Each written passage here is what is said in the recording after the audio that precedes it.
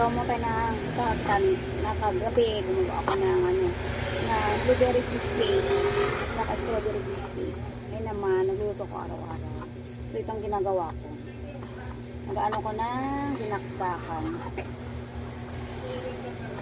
Marami akong luto-luto. May spaghetti, may nagluto ko ng Shanghai. Hindi ko na kasi wala na akong time magbablog-vlog o mag-video. Hindi naman kasi totally nagbablog. Kasi ang pagiging vlogger, mahirap din. So, mamaya guys, pagluto ko na to, papakita ko naman sa inyo. Kagabi kumain ako ng blueberry cheesecake.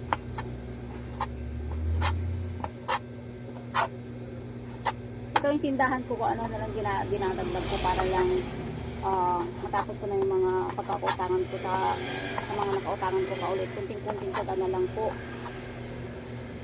Nakabayad na rin ako. Bye!